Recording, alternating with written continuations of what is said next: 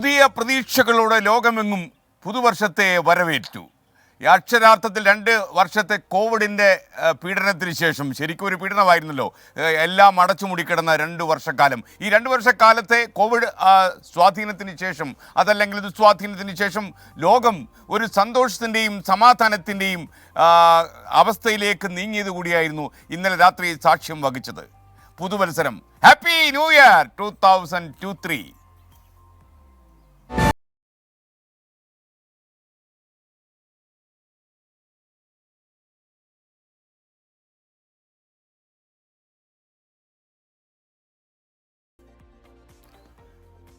ഞാൻ ഇന്ന് നിങ്ങളുടെ മോർണിംഗ് ഷോ ചെയ്യാനായിട്ട് തിരഞ്ഞെടുത്ത് മൂന്നാറാണ്. 3 ആറുകളുടെ സംഘമാണിത്. നല്ലതണ്ണി, മുതിരപ്പുഴ, കുഞ്ചിത്തണ്ണി, ഈ 3 ആറുകളുടെ സംഗമമാണ് നടക്കുന്നത്. അങ്ങനെയാണ് മൂന്നാർ എന്നുള്ള പേര് കിട്ടി. നിങ്ങൾക്കറിയാം, ഇന്ത്യയിലെ തന്നെ ഏറ്റവും വലിയ ടൂറിസ്റ്റ് ആകർഷണ കേന്ദ്രമാണ് മൂന്നാർ. ഇവ ഉത്തരേന്ത്യയിലേക്ക് അതിശൈത്യം ആയതുകൊണ്ട് തന്നെ യഥാർത്ഥത്തിൽ കേരളത്തിൽ ഏറ്റവും ആളുകൾ എത്തിയിട്ടുള്ള, സഞ്ചാരികൾ എത്തിയിട്ടുള്ള പ്രദേശങ്ങളിലൊന്നാണ് മൂന്നാർ. ഇന്നലേക്കൂടെ വലിയ തിരക്കായിരുന്നു. ഞാൻ ഒരു ഇടവേളയ്ക്ക് ശേഷം ഈ മൂന്നാറിൻ്റെ പരിസര പ്രദേശങ്ങളിലൊക്കെ തന്നെ ഒന്ന് യാത്ര ചെയ്തു. ഒരുപാട്, പ്രത്യേകിച്ചും ഡൊമസ്റ്റിക് ടൂറിസ്റ്റുകളാണ്, വിദേശ സഞ്ചാരികളെ കൂടുതൽ കണ്ടില്ല. എന്നിരുന്നാലും മൂന്നാറിലെ സഞ്ചാരികളുടെ എണ്ണം വളരെ കൂടുതലാണ്, ഒഴുക്കാണ്. ഇന്നലെ രാത്രിയിൽ പല ഹോട്ടലുകളിലും വലിയ വലിയ ആഘോഷ പരിപാടികൾ നടന്നു. അതുപോലെ പറക്കാട് റിസോർട്ട്സ് എന്ന് പറയുന്ന ആ ഹോട്ടൽ സമുച്ചയത്തിൻ്റെ മുകളിൽ നിന്നാണ് ഞാൻ നിങ്ങളോട് സംസാരിക്കുന്നത്. നമുക്ക് ഒരു കാര്യം ചെയ്യാം, നമുക്ക് ഈ ആഘോഷ പരിപാടികളുടെ വിശദാംശങ്ങളിലേക്ക് നമ്മൾ കടക്കുന്നതിന് മുമ്പ് പ്രധാനപ്പെട്ട വാർത്തകൾ നമുക്കൊന്ന് പരിശോധിക്കാം. ഏറ്റവും സങ്കടകരമായൊരു വാർത്ത, ഇടുക്കി അടിമാലി മുനിയറയിൽ ഒരു ടൂറിസ്റ്റ് ബസ് മറിഞ്ഞ് ഒരാൾ മരിച്ചു എന്ന വാർത്തയാണ്. 40ഓളം വിദ്യാർത്ഥികൾക്ക് പരിക്കേറ്റു. അപകടത്തിൽപ്പെട്ടത് വളാഞ്ചേരി റീജിയണൽ കോളേജിൽ നിന്നുള്ള വിദ്യാർത്ഥികളാണ്. എന്തായാലും സങ്കടകരമായ വാർത്തയാണ് ഈ ടൂറിസ്റ്റ് ബസ് അപകടത്തിൽപ്പെട്ടു എന്നുള്ള കാര്യം. മാത്രമല്ല, അടിമാലി, ഈ മൂന്നാറിൽ തൊട്ടടുത്താണ് അടിമാലി എന്ന് പറയുന്ന പ്രദേശം. മറ്റൊരു വാർത്ത, പോപ്പ് എമിറേറ്റസ് ബെനഡിക്ട് 16 അദ്ദേഹത്തിന് വിട നൽകാൻ ലോകം തയ്യാറെടുത്തിരിക്കുന്നു. സെൻറ്റ് പീറ്റേഴ്സ് ബസിലിക്കയിൽ നാളെ മുതൽ പൊതുദർശനം ഉണ്ടാകും. സംസ്കാരം ഈ വ്യാഴാഴ്ചയാണ്. അത് വളരെ പ്രധാനപ്പെട്ട ഒരു വാർത്ത, നമ്മളെയൊക്കെ വളരെ സ്വാധീനിച്ചൊരു വാർത്തയിലേക്കാണ് നമ്മൾ പോകുന്നത്. നോട്ട് അസാധുവാക്കലുമായി ബന്ധപ്പെട്ട ഹർജികളിൽ സുപ്രീം കോടതിയുടെ വിധി നാളെയാണ്. പരിഗണിച്ചത് കേന്ദ്ര സർക്കാർ നടപടിയെ ചോദ്യം ചെയ്തുള്ള 58 ഹർജികൾ. റിസർവ് ബാങ്ക് ഓഫ് ഇന്ത്യയുടെ ശുപാർശ പ്രകാരമാണ് നോട്ട് നിരോധിച്ചതെന്നാണ് കേന്ദ്ര സർക്കാരിൻ്റെ ഇപ്പോഴുമുള്ള നിലപാട്. 2020 ലോകകപ്പിൽ ഇന്ത്യ ടീമിൻ്റെ പ്രകടനം വിലയിരുത്താൻ BCCI ഇന്ന് യോഗം ചേരും. മുംബൈയിൽ ചേരുന്ന യോഗത്തിൽ പരിശീലകൻ രാഹുൽ ദ്രാവിഡും അതുപോലെ നായകൻ രോഹിത് ശർമ്മയും പങ്കെടുക്കും. സെലക്ഷൻ കമ്മിറ്റി ചെയർമാൻ ചേതൻ ശർമ്മയും യോഗത്തിലുണ്ടാകും. ഇനി നമ്മൾ കാത്തിരുന്ന ഒരുപക്ഷെ നമുക്ക് സമാധാനവും ഐശ്വര്യവും ഉണ്ടാകുന്ന ഒരു വർഷം 2023 വളരെ സുഖകരമാകും എന്ന് നമുക്കെല്ലാം പ്രതീക്ഷയുണ്ട്. പുതുവർഷം, പുതിയ പ്രതീക്ഷകൾ.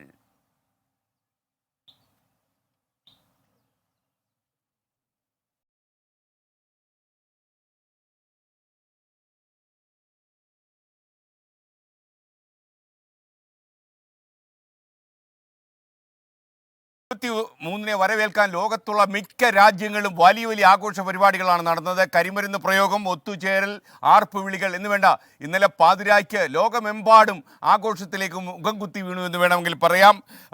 യഥാർത്ഥത്തിൽ പുതുവർഷത്തെ ആദ്യം വരവേറ്റത് ഓഷ്യാനയിലെ വൻകരയാണ്. അവിടെയാണ് ആദ്യം 2023 കടന്നു വന്നത്. പോയ വർഷത്തെ സങ്കടങ്ങളും മറന്ന് ലോകം പുതുവർഷത്തെ വരവേറ്റു. പുത്തൻ പ്രതീക്ഷകളുമായി ലോകത്തിന്റെ കിഴക്കേ അറ്റത്ത് 2023 ആദ്യമെത്തി. സമോവ, കിരിബാത്തി ദ്വീപുകളിലാണ് പുതുവർഷം ആദ്യം പിറന്നത്.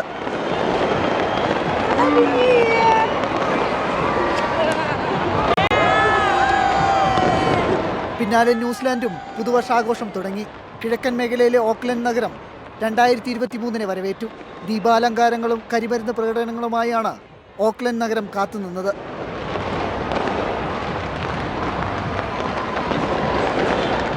ഓസ്ട്രേലിയയിലെ സിഡ്നി ഹാർബർ ബ്രിഡ്ജിലും ഒപ്പേറ ഹൗസിലും ദീപപ്രഭയിൽ പുതുവർഷ പിറവി. കുടുംബ കൂട്ടായ്മകൾ, ഒത്തുചേരലുകൾ, DJ പാർട്ടികൾ, കലാപരിപാടികൾ, വ്യത്യസ്തമായ ആഘോഷങ്ങളിലൂടെയാണ് ലോകമെമ്പാടും പുതുവർഷത്തെ വരവേറ്റത്.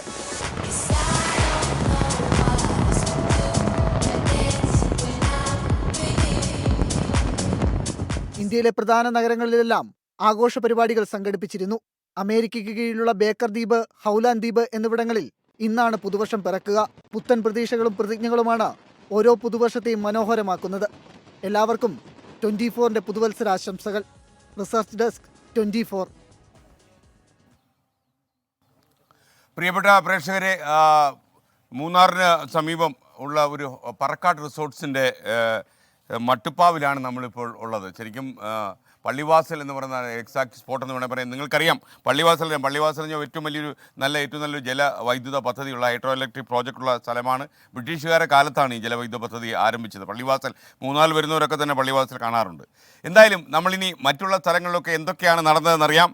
ഈ 2 കൊല്ലത്തെ കോവിഡ് നിയന്ത്രണത്തിന് ശേഷം പുതുവർഷത്തെ വരവേൽക്കാൻ കൊച്ചി അക്ഷരാർത്ഥത്തിൽ അണിഞ്ഞൊരുങ്ങി. ഇന്നലെ കരിമരുന്ന് പ്രയോഗം മാത്രമല്ല, കൊച്ചിയിലെ പരേഡ് ഗ്രൗണ്ടിൽ കൂറ്റൻ പാപ്പാഞ്ഞി കത്തിച്ചാണ് പുതുവത്സരത്തെ വരവേറ്റത്.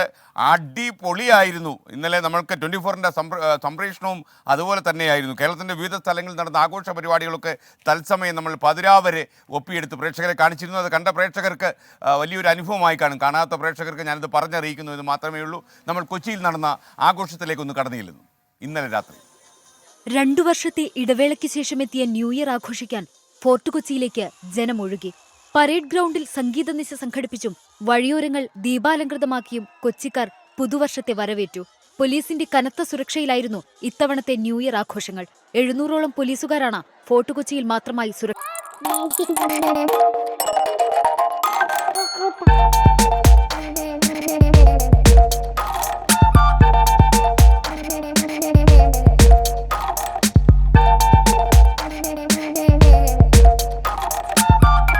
പാപ്പാഞ്ഞിക്ക് തീ കൊളുത്തി.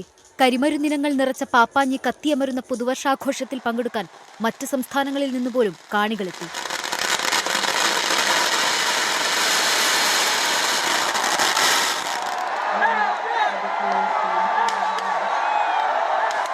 പുതുവത്സരം ആഘോഷിച്ച് മടങ്ങുന്നവർക്കായി മെട്രോയും റോറോയും അധിക സർവീസ് നടത്തി. 65 അടി ഉയരമുള്ള പപ്പാഞ്ഞിയെ കത്തിച്ച പ്രതീക്ഷയുടെയും സന്തോഷത്തിന്റെയും പുതിയൊരു വർഷത്തെ വരവേറ്റിരിക്കുകയാണ് കൊച്ചിക്കാർ. സുജിയ പാർവതിക്കും ക്യാമറാമാൻ അലോഷിക്കുമൊപ്പം വിനീത വിജി, 24 കൊച്ചി. പ്രിയപ്പെട്ട പ്രേക്ഷകരെ, മൂന്നാറിന് സമീപമുള്ള പള്ളിവാസലിൽ നിന്നാണ് ഞാൻ സംസാരിക്കുന്നത്. പറക്കാട് റിസോർട്ട്സ് അവിടെ നിന്നാണ്, അതിൻ്റെ മട്ടുപ്പാവിലാണ് ഞാനിപ്പോഴുള്ളത്. പ്രേക്ഷകർക്ക് അറിയും പോലെ ഈ മൂന്നാറിൽ ഒരുപാട് സഞ്ചാരികൾ ഇന്ത്യക്കകത്തുനിന്നും പുറത്തുനിന്നും എത്തുന്ന സ്ഥലമാണ്. മാത്രമല്ല ഇപ്പോൾ ഉത്തരേന്ത്യയിൽ അതിശൈത്യം പിടിപെട്ടിരിക്കുന്നതുകൊണ്ടാവാം ഒരുപാട് സഞ്ചാരികളുണ്ട്. ഇത് മാത്രമല്ല കേരളത്തിൻ്റെ ഏത് സ്ഥലത്ത് ചെന്നാലും സഞ്ചാരികളുടെ എണ്ണം വളരെ കൂടിയിട്ടുണ്ട്. അതിൽ ഏറ്റവും കൂടിയ സ്ഥലങ്ങളിലൊന്നാണ് തിരുവനന്തപുരത്തെ കോവളവും ഇടുക്കിയിലെ മൂന്നാറും. അപ്പോൾ ഈ മൂന്നാർ, ഞാൻ യഥാർത്ഥത്തിൽ പ്രേക്ഷകർക്ക് അറിയും പോലെ ഈ ദേവികുളം എന്ന് പറയുന്ന ഒരു താലൂക്കുണ്ട് ഇവിടെ അടുത്ത്. ഈ ഇടുക്കി ജില്ലയിലെ ഒരു താലൂക്കാണ് ദേവികുളം. വലിയൊരു താലൂക്കാണ്. എനിക്കൊന്ന് ആലപ്പുഴ ജില്ലയ്ക്ക് അത്രയും വരുന്നൊരു താലൂക്കാണത്. ഈ താലൂക്കിൽ ഈ ദേവികുളത്ത് ഞാൻ കുറച്ച് കാലം ജോലി ചെയ്തിട്ടുണ്ട്. ഇവിടുത്തെ ആകാശവാണിയിൽ കുറേ കാലം ജോലി ചെയ്തിട്ടുണ്ട്. അതുകൊണ്ട് ഈ സ്ഥലങ്ങളൊക്കെ എനിക്ക് പരിചിതമാണ്. ഞാൻ പക്ഷേ ഒരു ഇടവേളയ്ക്ക് ശേഷമാണ് ഈ പ്രദേശത്ത് വരുന്നത്. ഒരുപാട് മാറ്റങ്ങൾ വന്നിരിക്കുന്നു മൂന്നാറിനും പരിസര പ്രദേശങ്ങളും. അതേസമയം തന്നെ നമ്മൾ ആളുകളോട് വ്യക്തിപരമായി സംസാരിക്കുമ്പോൾ ഈ മൂന്നാറിനെ ഒരുപാട് വികസിപ്പിക്കാൻ സംസ്ഥാന സർക്കാർ താല്പര്യം കാണിക്കുന്നില്ല എന്ന പരാതിയുണ്ട്. ഇത്രയധികം സ്വദേശി വിദേശ സഞ്ചാരികൾ വരുന്ന ഒരു സ്ഥലത്ത് കൂടുതൽ താല്പര്യം സർക്കാർ എടുക്കുന്നത് ടൂറിസ്റ്റിന് അസാധാരണമായ പൊട്ടൻഷ്യലുള്ള ഒരു പ്രദേശമാണ് ഈ മൂന്നാർ.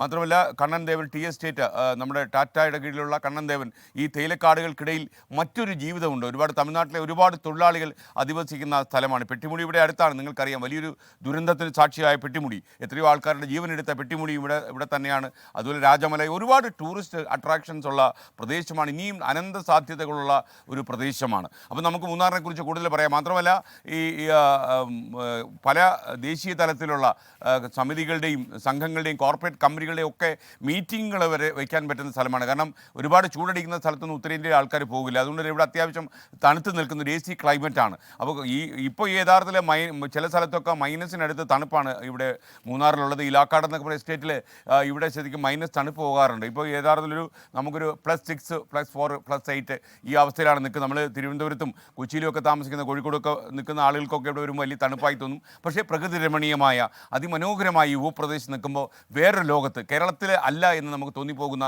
ഒരു ഭൂപ്രദേശമാണ് മൂന്നാർ. മൂന്നാറിൻ്റെ പരിസര പ്രദേശങ്ങളൊക്കെ തന്നെ ഒരുപാട് ടൂറിസ്റ്റ് സാധ്യതയുള്ള പ്രദേശമുണ്ട്, സഞ്ചാരികൾക്ക് സന്ദർശിക്കാൻ കഴിയുന്നത്.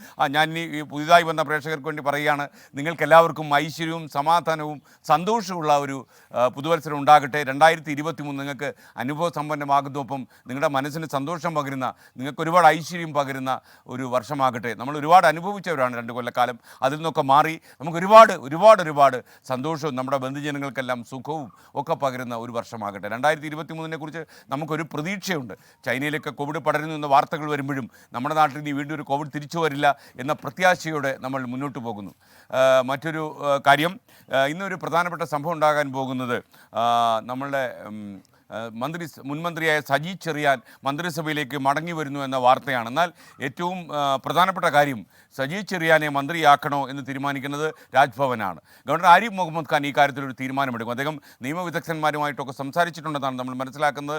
ഭരണഘടനയെ അധിക്ഷേപിച്ചു എന്ന ആരോപണമുള്ള ഒരാൾ വീണ്ടും മന്ത്രിയാകുന്നത് ശരിയാണോ എന്ന അടിസ്ഥാനപരമായ ചോദ്യം ഉയർത്തിയായിരിക്കും രാജ്ഭവൻ ഒരുപക്ഷെ ഇതിനെ ചോദ്യം ചെയ്യാൻ പോകുന്നത്. എന്നാൽ മുഖ്യമന്ത്രി അദ്ദേഹം മന്ത്രിസഭാ അധിപൻ എന്നുള്ള നിലയിൽ leader of the legislative assembly, അദ്ദേഹം പല രീതിയിലും അദ്ദേഹത്തിൻ്റെ പ്രീതിക്കനുസരിച്ചാണ് മന്ത്രിയാകേണ്ടത്. അങ്ങനെ സജി ചെറിയാൻ്റെ പേര് നിർദ്ദേശിക്കുമ്പോൾ ആ മന്ത്രിസഭാ നിർദ്ദേശത്തെ ഒരു ഗവർണറിനെ അവഗണിക്കാൻ കഴിയുമോ എന്നുള്ളതും അടിസ്ഥാനപരമായ ചോദ്യമാണ്. ഈ വിഷയം സംസാരിക്കാനാണ് തിരുവനന്തപുരത്തെ ശംഖുമുഖത്ത്, നിങ്ങൾക്കറിയാം ശംഖുമുഖം മറ്റൊരു ടൂറിസ്റ്റ് അട്രാക്ഷനാണ്. ഈ ശംഖുമുഖത്ത് നിന്ന് നമുക്കൊപ്പം തനേഷ് തമ്പി ചേരുന്നു. Thanesh Thampi, good morning, happy new year.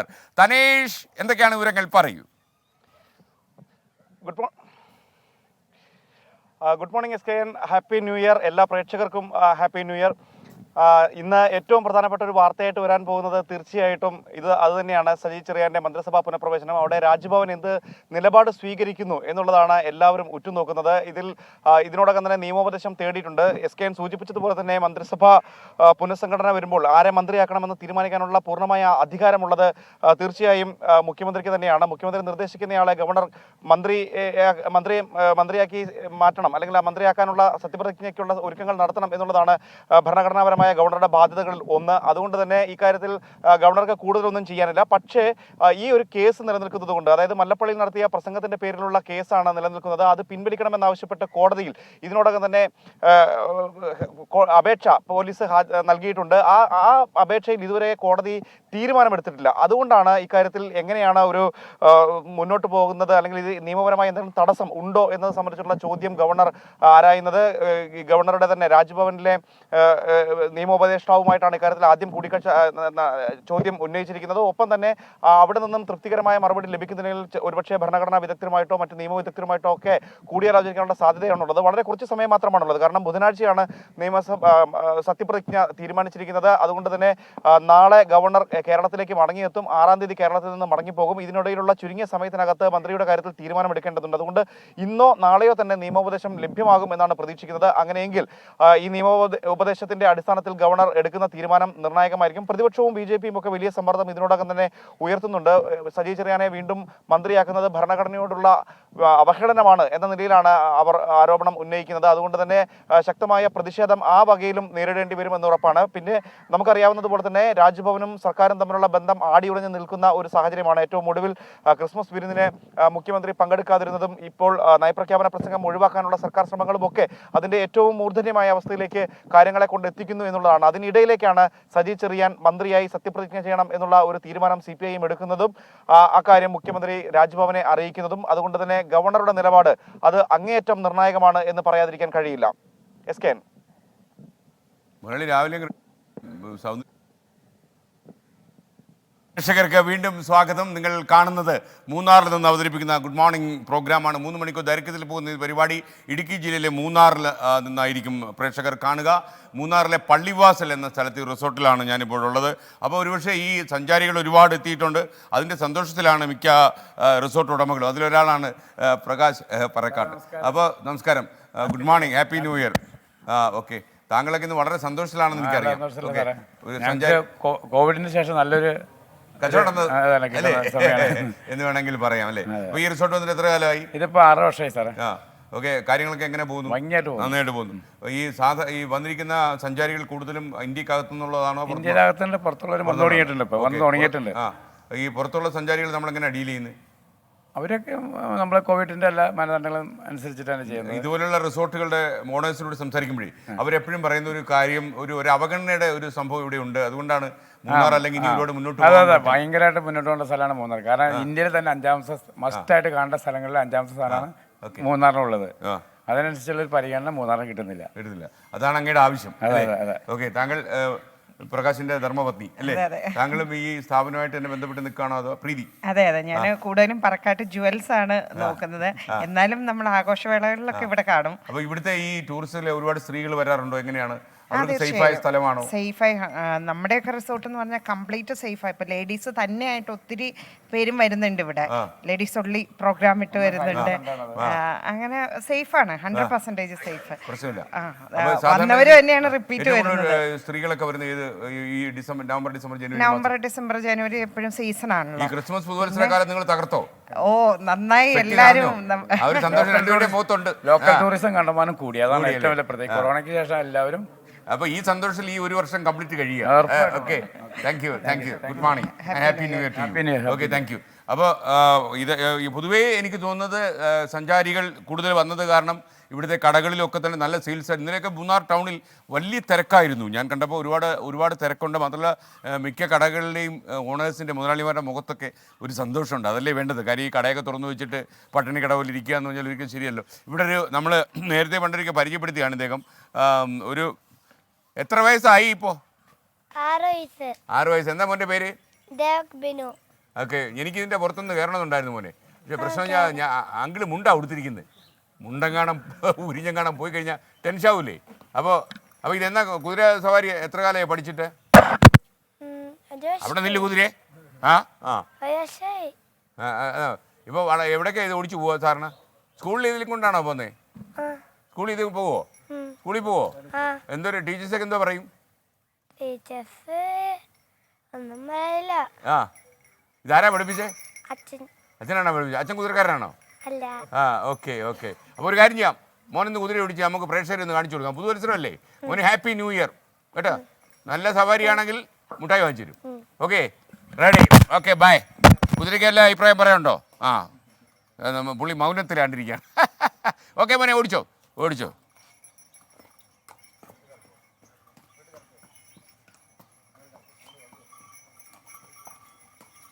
ആളെ അടിപൊളിയാണ് കേട്ടോ. നമ്മൾ നേരത്തെയും ഒന്ന് പരിചയപ്പെടുത്തിയതായിരുന്നു.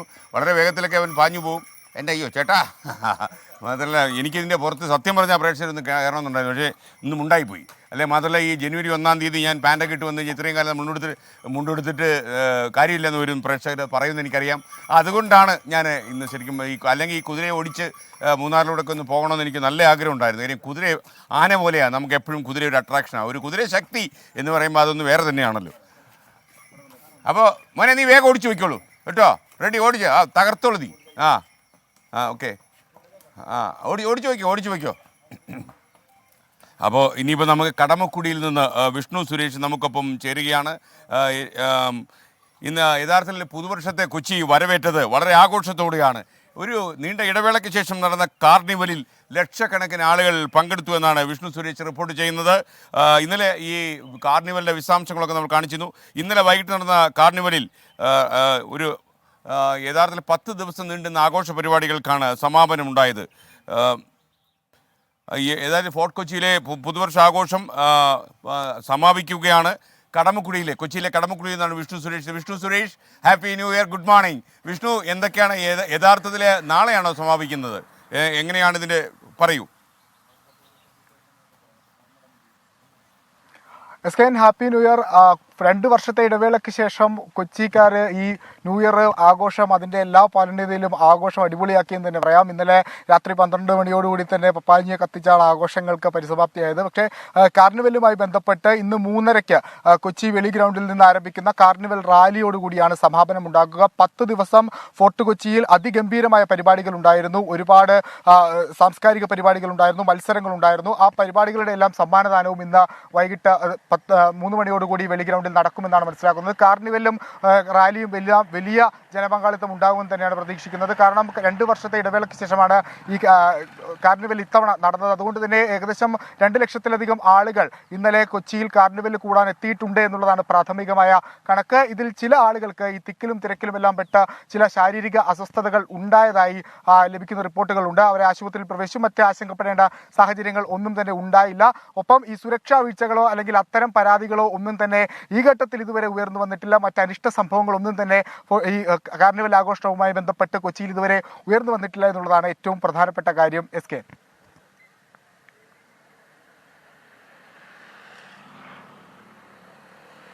പ്രിയപ്പെട്ട പ്രേക്ഷകരെ, നിങ്ങൾക്ക് എല്ലാവർക്കും ഒരിക്കൽ കൂടി ഹാപ്പി ന്യൂ ഇയർ. ഇപ്പോൾ സമയം 7 മണി കഴിഞ്ഞ് 22 മിനിറ്റ്. നമുക്കൊരു ഇടവേള പോകണം. പ്രേക്ഷകരെ, നിങ്ങൾക്ക് എല്ലാവർക്കും ഒരിക്കൽ കൂടി പുതുവത്സര ദിനാശംസകൾ. ലോകമെമ്പാടും ഇരുന്ന് ഈ തത്സമയം കാണാൻ തയ്യാറെടുത്തിരിക്കുന്ന എല്ലാവരെയും അതുപോലെ പുതിയതായി വരുന്ന പ്രേക്ഷകർക്ക് എല്ലാവർക്കും സന്തോഷത്തിൻ്റെയും പ്രത്യാശയുടെയും ഒരു പുതുവത്സരം ഞങ്ങൾ ആശംസിക്കുന്നു. 24-ന്റെ ഹാപ്പി ന്യൂ ഇയർ എല്ലാ പ്രേക്ഷകർക്കും. ഇന്നലെ കോഴിക്കോട് ബീച്ചിൽ പുതുവത്സരം ആഘോഷിക്കാൻ ജനങ്ങൾ നന്നായി തടിച്ചുകൂടി. യഥാർത്ഥ പ്രത്യേക പരിപാടികളൊന്നും കോഴിക്കോട് സംഘടിപ്പിച്ചിരുന്നില്ല എങ്കിൽ പോലും കോഴിക്കോട് ഇളകി മറിയുകയായിരുന്നു. കോഴിക്കോട് ബീച്ചിൽ നിന്നുള്ള ചില ദൃശ്യങ്ങളുമായി ഈ റിപ്പോർട്ട് പ്രേക്ഷകർ കാണൂ.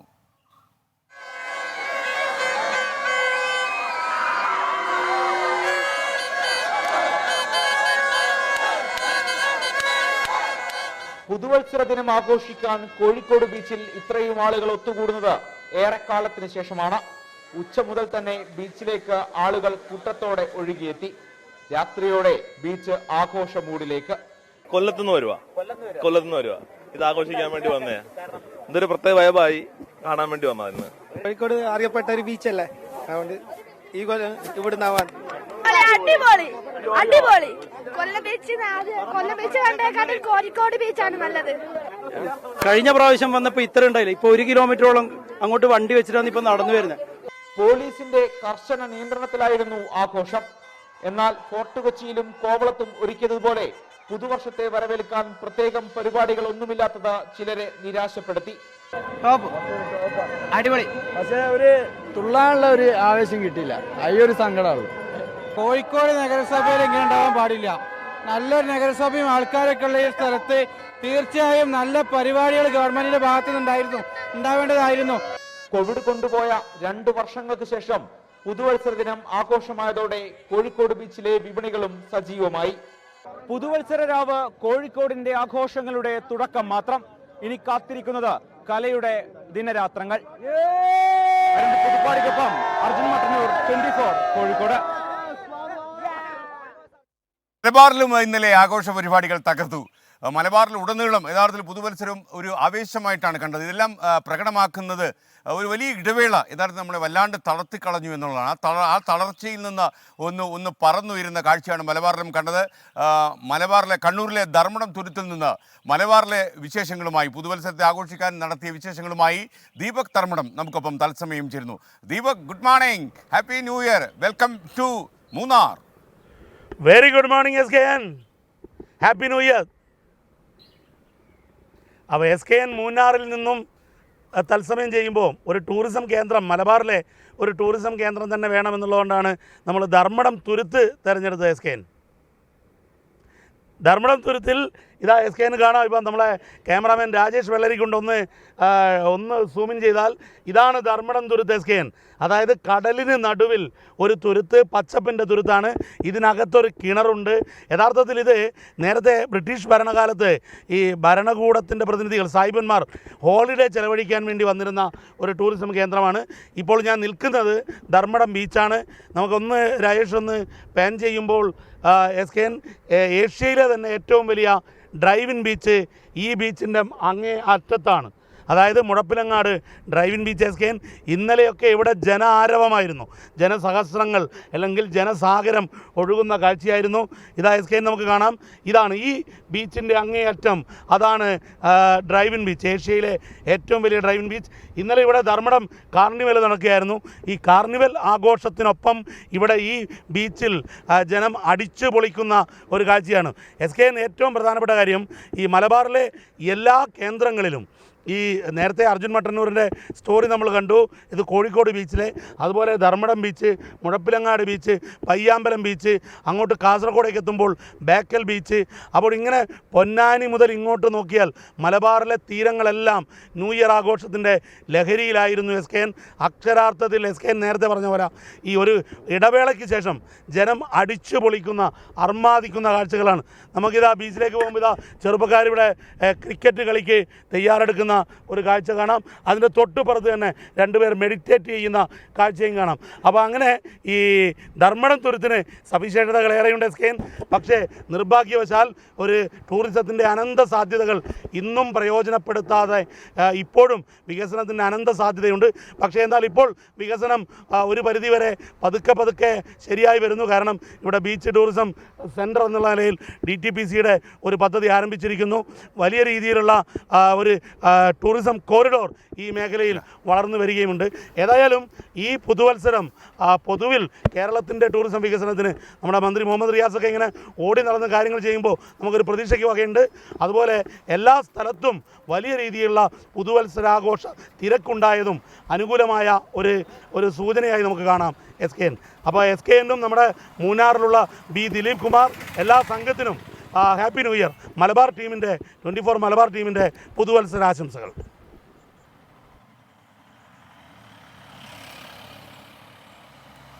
പ്രിയപ്പെട്ട പ്രേക്ഷകരെ, നിങ്ങൾ ഈ തത്സമയം കാണുന്നത് മൂന്നാറിൽ നിന്നാണ്. മൂന്നാറുകളുടെ സംഗമം എന്ന് മാത്രമല്ല, മലനിരകൾ അടുക്കി വെച്ചതുപോലെ കിടക്കുന്ന ഒരു പ്രദേശമാണ്. മനോഹരമായ ഒരുപാട് തേയിലക്കാട്, കണ്ണദേവൻ തേയില എസ്റ്റേറ്റൊക്കെ ഇവിടെയാണ്. ടാറ്റ ടീ എസ്റ്റേറ്റ് പ്രേക്ഷകർക്കറിയാം. അപ്പോൾ ബ്രിട്ടീഷുകാരുടെ കാലത്തുണ്ടായ സംഭവമാണ് കണ്ണദേവൻ. ഏറ്റവും നല്ല തേയില കിട്ടുന്ന സ്ഥലം കൂടിയാണ്. ഇവിടുന്ന് ഒരുപാട് ആൾക്കാർ തേയില വാങ്ങി പോകുന്നുണ്ട്. അതോടൊപ്പം തന്നെ ചില ആൾക്കാർ മറ്റുള്ള സ്ഥലങ്ങളിൽ നിന്നുള്ള തേയില ഇവിടെ കൊണ്ട് വിൽക്കുന്നുണ്ട്, അത് വേറെ കാര്യം. പക്ഷേ ഈ തലയാറ് പോലെ ഏറ്റവും ഉയരങ്ങളിലുള്ള തേയിലക്കാടുകൾ ഇവിടെയുണ്ട്. ആ തേയിലക്കാടുകളിൽ നിന്നുള്ള തേയില വളരെ പ്രസിദ്ധമാണ്. അങ്ങനെ ഒരുപക്ഷെ കൊളുന്തു തുള്ളുന്ന തൊഴിലാളികളും തമിഴ്നാട്ടിൽ നിന്ന് ഇവിടേക്ക് ചേക്കേറിയ ലക്ഷക്കണക്കിന് തൊഴിലാളികളും ഒക്കെ തന്നെ ഈ മൂന്നാറിൻ്റെ ഏറ്റവും വലിയൊരു പ്രത്യേകതയാണ്. മൂന്നാറിൽ വന്ന് നിൽക്കുമ്പോൾ നമുക്ക് സംശയം തോന്നുന്നത് കേരളത്തിലുള്ളൊരു സ്ഥലം തന്നെയാണ്. അത്ര വരുന്ന പരിചയപ്പെട്ട ആളുകൾക്ക് പിന്നെയും വരാൻ തോന്നും. അത്ര രമണീയമാണ് ഈ പ്രദേശം. അപ്പോൾ പ്രേക്ഷകർക്ക് അറിയുന്ന പോലെ ഈ പുതുവത്സരത്തിൽ ഒരുപാട് ആളുകൾ രാജ്യത്തിൻ്റെ വിവിധ ഭാഗങ്ങളിൽ നിന്നും അതുപോലെ വിദേശ നാടുകളിൽ നിന്നൊക്കെ തന്നെ മൂന്നാറിൽ എത്തിച്ചേർന്നിരിക്കുന്നു. മൂന്നാറിൽ നല്ല തണുപ്പുണ്ട്. ഇനി പ്രഭാതത്തിലൊക്കെ നല്ല അത്യാവശ്യം തണുപ്പുണ്ട്. ഇത് മൈനസൊക്കെ പോകുന്ന ഒരു സ്ഥലമാണ്. കേരളത്തിൽ തന്നെ മൈനസ് പോകുന്ന സ്ഥലമുണ്ടോ എന്ന് ചിലപ്പോൾ ചില ആളുകൾ ദൂരെ നിന്ന് ആലോചിക്കുന്നുണ്ടാവും. ഉണ്ട്. ഇവിടുത്തെ ചില എസ്റ്റേറ്റുകൾ, ലാക്കാട് പോലെയുള്ള എസ്റ്റേറ്റുകൾ മൈനസ് പോകും എന്നുള്ളത് യാഥാർത്ഥ്യമാണ്. -4ഉം 6ഉം ഒക്കെ ഇവിടുത്തെ എസ്റ്റേറ്റുകൾ ഉണ്ടായിട്ടുണ്ട്. ചില സ്ഥലങ്ങളിലൊക്കെ തന്നെ ആന വരികയും ഒക്കെ ചെയ്യും. ചില സ്ഥലങ്ങളിൽ ഇങ്ങനെയുള്ള കാട്ടുമൃഗങ്ങളുടെ ശല്യങ്ങളൊക്കെ ഉണ്ട്. പക്ഷേ എന്നിരുന്നാലും ഈ ഏറ്റവും സമാധാനമുള്ള ഒരു വളരെ സേഫായിട്ടുള്ള ഒരു ടൂറിസ്റ്റ് കേന്ദ്രം തന്നെ ഇടുക്കിയുടെ വിവിധ ഭാഗങ്ങൾ ഒരുപാട് സഞ്ചാരികളെ ആകർഷിക്കുന്ന രമണീയമായ ഒരുപാട് കൗതുകങ്ങളും ഒക്കെയുള്ള ഒരു കാര്യമാണ്. ഇവിടെ തന്നെ വട്ടവിട എന്ന് പറയുന്നൊരു പഞ്ചായത്തുണ്ട്. ദേവികുളം താലൂക്കിലെ വട്ടവിട പഞ്ചായത്ത്. ഈ വട്ടവടയുടെ ഏറ്റവും വലിയ പ്രത്യേകത കേരളത്തിൽ ഗോതമ്പ് വിളയുന്ന ഏക സ്ഥലമാണ് വട്ടവട. വട്ടവട പഞ്ചായത്തിലേക്ക് പോയിട്ടുള്ളവർക്കറിയാം ഗോതമ്പ് ഇവിടെ വിളയുമെന്നൊക്കെ നമുക്ക് സംശയം ഉണ്ടാകും. പക്ഷേ ആ സ്ഥലത്ത് ഗോതമ്പ് കൃഷി ചെയ്യുന്നവരൊക്കെ ഉണ്ട്. അപ്പോൾ മൂന്നാർ എന്ന് പറയുന്ന സ്ഥലത്തേക്ക് നമ്മൾ പോയിട്ടില്ലെങ്കിൽ നിങ്ങൾ ഒരിക്കലെങ്കിലും മൂന്നാറിലേക്ക് കടന്നു വരണം. ഒരുപാട് ജലവൈദ്യുത പദ്ധതികളുള്ളൊരു ജില്ലയാണ് ഇടുക്കി. നമ്മൾ മറ്റുള്ള സ്ഥലങ്ങളെ വെളിച്ചത്തിലേക്ക് നയിക്കുന്നത് ഈ ജില്ലയാണെന്ന് വേണമെങ്കിൽ പറയാം. ഇടുക്കിയിലെ ഡാം തന്നെ ഏറ്റവും വലിയൊരു ഡാമാണ്. അതുപോലെ ഇവിടെ പള്ളിവാസൽ ബ്രിട്ടീഷുകാർ പണിത ഒരു ഡാമുണ്ട്. അപ്പോൾ നമ്മളെ വെളിച്ചത്തിലേക്ക് നയിക്കുന്നതെന്ന് മാത്രമല്ല ഒരുപാട് വൈദ്യുതി ഉൽപ്പാദിപ്പിക്കുന്ന ജില്ലയാണ് ഇടുക്കി. അപ്പോൾ ഇനി നമുക്ക് ഡൽഹിയിലേക്കൊന്ന് പോകണം. ഡൽഹിയിൽ യഥാർത്ഥത്തിൽ ഈ കോവിഡിന് ശേഷം വന്ന ഈ പുതുവർഷത്തെ വരവേൽക്കാൻ ഒരുപാട് ഒരുക്കങ്ങൾ നടത്തിയെങ്കിലും കോവിഡിൻ്റെ ഭീഷണി ഡെമോക്രസിൻ്റെ വാള് പോലെ നിലനിൽക്കുന്നത് കൊണ്ട് വളരെ ഇന്ത്യ ഗേറ്റ് അല്ലെങ്കിൽ കൊണാട്ട് പ്ലേസ് ഇങ്ങനെയൊക്കെ പറയുന്ന പ്രദേശങ്ങളിലൊക്കെ തന്നെ ഒരുപാട് ആഘോഷ പരിപാടികളൊന്നും സർക്കാർ അനുവദിച്ചില്ല. ആയിരുന്നു രാജ്യതലസ്ഥാനത്ത് ആഘോഷമെങ്കിലും മറ്റുള്ള സംസ്ഥാനങ്ങളൊക്കെ തകർത്തു, ആട്ടിച്ച് പൊളിച്ചവർ. Happy new year. ആ റിപ്പോർട്ടിലേക്കാണ് നമ്മളിനി കടന്നു പോകുന്നത്. 2022 യാത്രയാക്കി 2023 ആഘോഷത്തോടെ സ്വാഗതം ചെയ്യാൻ ആഗ്രഹിച്ച നിരവധി പേരാണ് ഡൽഹി കൊണോട്ട് പ്ലേസിലും ഇന്ത്യ ഗേറ്റിലേക്കും ഒഴുകിയെത്തിയത്. എന്നാൽ അവരെയെല്ലാം നിരാശരാക്കിക്കൊണ്ട് പൊതുയിടങ്ങളിൽ ആഘോഷം അനുവദിക്കില്ലെന്ന് പോലീസ് അറിയിച്ചു.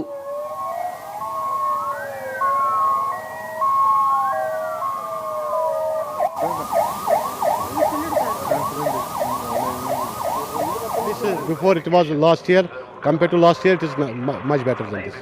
अभी सेलिब्रेशन तो नहीं हो रहा इधर, शायद कोविड का ही है, पता नहीं. कोविड का अभी तो इतना केसेस नहीं है. हम तो एक्सपेक्ट कर रहे थे काफ़ी अच्छे सेलिब्रेशंस होंगे, बट अभी लग रहा है रिस्ट्रिक्शन की वजह से कुछ होगा नहीं यहाँ पे. कम तो है, पहले जैसा एंजॉयमेंट नहीं है, पर फिर भी ठीक है. It's fine, no it's okay. ആൾക്കൂട്ടം ഒഴിവാക്കാനും തിരക്കുള്ളയിടങ്ങളിൽ മാസ്ക് ധരിക്കണമെന്നും സർക്കാർ നിർദ്ദേശം നൽകിയിരുന്നു. ഭൂരിഭാഗം പേരും ഇത് പാലിക്കാതെയാണ് പുതുവർഷത്തെ വരവേൽക്കാൻ നഗരത്തിലേക്ക് എത്തിയതെന്ന് പോലീസ് വ്യക്തമാക്കി.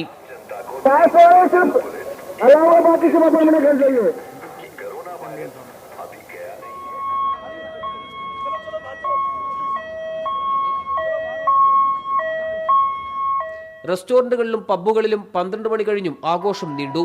ഡൽഹി നഗരത്തിൽ വാഹനങ്ങൾക്ക് നിയന്ത്രണം ഏർപ്പെടുത്തിയിരുന്നു. മുംബൈ, ഉത്തരാഖണ്ഡിലെ നൈനിറ്റാൾ, ഹിമാചലിലെ മണാലി, ഗോവ എന്നിവിടങ്ങളിൽ വൻ ആഘോഷത്തോടെയാണ് ജനം പുതുവർഷത്തെ വരവേറ്റത്. 2 വർഷത്തിന് ശേഷം വന്ന പുതുവർഷത്തെയും വലിയ ആഘോഷങ്ങളൊന്നുമില്ലാതെയാണ് ഡൽഹി നിവാസികൾ വരവേറ്റത്. ഈ വർഷമെങ്കിലും കോവിഡിനെ പൂർണ്ണമായും തുടച്ചു നിൽക്കാൻ കഴിയുമെന്ന പ്രതീക്ഷയിലാണ് ആളുകൾ. ഡൽഹി കൊണോട്ട് പ്ലേസിൽ നിന്ന് ആശിഷ് മട്ടുവിനൊപ്പം നിതിൻ അംബുജൻ, 24. Thank you. ഡൽഹിയിൽ ഇതൊക്കെയായിരുന്നു സംഭവിച്ചത്. ഇന്നലെ ഡൽഹിക്ക് പുറത്ത് സംസ്ഥാനങ്ങളിലൊക്കെ വലിയ ആഘോഷമായിരുന്നു. ഒരു കൊല്ലം ഇനി നമുക്ക് സമാധാനം ഉണ്ടാകട്ടെ എന്ന് ആശംസിച്ചുകൊണ്ടാണ് ഇന്നലെ ആഘോഷത്തിന് തിരശ്ശീല വീണത്. അപ്പോൾ ഞാനിപ്പോൾ നിൽക്കുന്നത് പള്ളിവാസൽ എന്നുള്ള സ്ഥലത്താണ്. പ്രേക്ഷകർക്കറിയാം, ഈ പള്ളിവാസലൊക്കെ ഞാൻ കുറച്ച് സഞ്ചാരികളെ കണ്ടുമുട്ടി. അപ്പോൾ അതിലൊരാണ്. താങ്കൾ എവിടെ നിന്നാണ് വന്നത്? ഞാൻ കോട്ടയത്തു നിന്നാണ്. ഞങ്ങള് പ്രവാസികളാണ്. വെക്കേഷൻ വന്നാണ്. ആ സമയത്ത് പിള്ളേരെ കൊണ്ട് കറങ്ങാൻ ഇറങ്ങി. ന്യൂ ഇയർ ആയിട്ട് സാധാരണ ഇവിടെ വരാറുണ്ടോ? വരാറുണ്ട്. എങ്ങനെയുണ്ട് മൂന്നാർ വരുമ്പോഴൊക്കെ തോന്നിയിട്ടുള്ളത്? ഇപ്രാവശ്യം അവർ പറഞ്ഞതെന്ന് വെച്ചാൽ ഒരാഴ്ച മുമ്പ് കണ്ട് മഴ പെയ്തു. അതിനൊരു തണുപ്പിച്ചിട്ട് കുറവുണ്ട്. കുറച്ച് കുറവല്ലേ? അതെ. ഓക്കെ. അപ്പോൾ ഇത് എല്ലാം കുടുംബമാണോ? മോളുടെ പേരെന്താ? മോളോ? ഇയാളുടെ പേരോ? പേര്? ഓക്കെ. അപ്പോൾ നിങ്ങൾക്കൊക്കെ ഇഷ്ടപ്പെട്ടോ ഈ സ്ഥലം? ഇഷ്ടപ്പെട്ടോ? അപ്പോൾ എല്ലാവരും ചെന്ന് ഹാപ്പി ന്യൂ ഇയർ എന്ന് പറഞ്ഞ ഞങ്ങളിന് ഹാപ്പി ന്യൂ ഇയർ. നിങ്ങൾക്ക് എല്ലാവർക്കും ഹാപ്പി ന്യൂ ഇയർ. നല്ല അടിച്ച് പൊളിച്ചോണം. എന്നാ പോകുന്നത് തിരിച്ച്? ഇന്ന് വൈകിട്ട് പോവോ? മോളെ പഠിക്കാണോ? അതൊക്കെ പോയാൽ മതി. ഇവിടെ ആഘോഷിച്ചിട്ട് പോയാൽ മതി കേട്ടോ. ഞങ്ങൾ എന്നാ ബഹറിലേക്ക് മടങ്ങുക? ഞാൻ ജനുവരി 20th. ബഹറിൽ നിന്ന് ഈ ചേട്ടനെ എല്ലാവരും കണ്ടിട്ടുണ്ടാവും ഇപ്പോൾ. ഓക്കെ. 24 ഒക്കെ ബഹറിൽ കാണാറുണ്ടോ? കാണാറുണ്ട്, തീർച്ചയായും കാണാറുണ്ട്. അപ്പോൾ താങ്കളുടെ പേര്? എൻ്റെ പേര് SK വിജയൻ. ഞാൻ SK എന്നിട്ട് എന്റെ പേര് വിളിക്കാണോ? ഓക്കെ. അതപ്പോ അതാ നന്നായി. ഇപ്പോൾ എവിടെയാ താമസിക്കുന്നത്? ഇവിടെ ഈ സ്കൈ ബ്ലൂ. അത്യാവശ്യം കച്ചവടം ഉണ്ടോ? ഉണ്ട്. കുഴപ്പമില്ല. സഞ്ചാരികളൊക്കെ കാര്യമായിട്ട് വന്നോ ഇത്തവണ? സഞ്ചാരികൾ കാര്യമായിട്ട് വന്നു. കാശ് വീണു? കാശ് വീണു. കുഴപ്പമില്ലല്ലോ. സന്തോഷമുണ്ട്. ആ മുഖത്ത് സന്തോഷമുണ്ട്. തണുപ്പ് എങ്ങനെ? കുറഞ്ഞോ? തണുപ്പുണ്ട്. ഇന്നലെ നല്ല തണുപ്പുണ്ടല്ലോ. ഇത്തവണ ഏറ്റവും കൂടുതൽ ടൂറിസ്റ്റ് വന്നിരിക്കുന്നത് ഇന്ത്യയുടെ സംസ്ഥാനങ്ങളിൽ നിന്നാണോ അതോ പുറത്തുനിന്നാണോ? പുറത്തുനിന്നുണ്ട്. അത്യാവശ്യം അവരൊക്കെ ഹാപ്പിയാണോ പുറത്തു വരുന്നത്? എല്ലാവരും ഹാപ്പിയാ. മൂന്നാർ ക്ലീൻ ആയിട്ട് സൂക്ഷിക്കാൻ പറ്റുന്നുണ്ടോ? അത് പറ്റുന്നില്ല. ഓക്കെ. താങ്കൾ ഇവിടെ രണ്ടാമത് ഓട്ടോറിക്ഷ ഓടിക്കുന്നു. ഓട്ടോറിക്ഷയ്ക്ക് സ്കോപ്പ് ഉണ്ടോ? കാര്യമായിട്ട് ഓട്ടോറിക്ഷ ഈ മലമ്പ്രദേശം ആയതുകൊണ്ട് കുന്നുകളിലേക്ക് ഓട്ടോ ചാടിക്കോ? ഇഷ്ടം പോലെ ഉണ്ട്. ഓക്കെ. എന്താ പേര്? ചന്ദ്രകുമാർ. കുറച്ചു കാലമായി ഓട്ടോറിക്ഷയ്ക്കകത്തായിട്ട്? 35 വർഷമായി. 35 കൊല്ലമായി. കുഴപ്പമില്ലാതെ പോകും. 2 കൊല്ലം കോവിഡ് ഒഴിച്ചാൽ നമുക്ക് ജീവിച്ചു പോവാം അല്ലേ? താങ്കൾ പേര്? കൊച്ചിൻ ടവറിൻ. അതിന്റെ ഉടമസ്ഥനാണ് അല്ലേ? പതിപോലെ ഒരു സന്തോഷക്കുറവുണ്ടോ? ഇല്ലല്ല. അത്യാവശ്യം സഞ്ചാരികളുണ്ടല്ലോ അല്ലേ? റൂമൊക്കെ ഫുള്ളല്ലേ? എത്ര ശതമാനം വരെ ഫുള്ളായി കാണും? 100%. ഓ, എങ്കിൽ പിന്നെ ചിരിക്കും പറ്റില്ല. 100% ഇതൊക്കെ ഉണ്ടെന്ന് ഓക്കുപ്പൻസി ഉണ്ടെന്ന് ഞാൻ ചെറിയ കാര്യം. 100% പ്രേക്ഷകർ. ഓക്കെ. Thank you. നമ്മൾ കാണാം കേട്ടോ. പ്രേക്ഷകർക്ക് അറിയേണ്ട ഒരു കാര്യം, മൂന്നാറിലെന്നല്ല കേരളത്തിലെ ഒരു ഹോട്ടലിലും മുറി കിട്ടാനില്ല ഇപ്പോൾ. 100% ഓക്കുപ്പൻസിയാണ്. അത്ര കൂടുതൽ സഞ്ചാരികൾ കേരളത്തിലേക്ക് വന്നിരിക്കുകയാണ്. എനിക്ക് ഏറ്റവും വലിയൊരു സന്തോഷം എന്താണെന്ന് ചോദിച്ചു കഴിഞ്ഞാൽ, ഈ കേരളത്തിലെ പല ഹോട്ടലുകളിലും പണിഞ്ഞിട്ടിട്ട് വെറുതെ ഇരിക്കുകയായിരുന്നു എന്നൊക്കെ പരാതി പറഞ്ഞിട്ടുണ്ട്. അതൊക്കെ മാറി. അപ്പോൾ ടൂറിസം പച്ച പിടിക്കുന്നു. നമുക്കിതിൽ സന്തോഷിക്കാം. നമ്മുടെ ഏറ്റവും വലിയ അട്രാക്ഷൻ ടൂറിസം തന്നെയാണ്. അപ്പോൾ ഇനിയിപ്പോൾ നമ്മൾ ഡൽഹിയിലേക്ക് ഒന്ന് പോകുന്നു. രാധാകൃഷ്ണൻ ഡൽഹിയിൽ നിന്ന് നമുക്ക് ചേരുകയാണ്. അതായത് നോട്ട് നിരോധിച്ചത് സംബന്ധിച്ച് ഉണ്ടായ ഹർജികൾ സുപ്രീം കോടതി പരിഗണിക്കുന്നു. എന്നാൽ കേന്ദ്ര സർക്കാർ ഇക്കാര്യത്തിൽ എടുത്തിരിക്കുന്ന നിലപാട് റിസർവ് ബാങ്ക് ഓഫ് ഇന്ത്യയുടെ നിർദ്ദേശപ്രകാരമാണ് നോട്ട് നിരോധിച്ചതെന്നാണ്. കൂടുതൽ വിശദാംശങ്ങൾ രാധാകൃഷ്ണൻ നൽകും ഡൽഹിയിലേക്ക്. Radhakrishnan, good morning, happy new year. പുതുവത്സരം താങ്കൾക്കും കുടുംബത്തിനും ഐശ്വര്യം ഉണ്ടാകട്ടെ, സന്തോഷം ഉണ്ടാകട്ടെ എന്ന് ഞാൻ ആശംസിക്കുന്നു. I am from Munnar. Okay.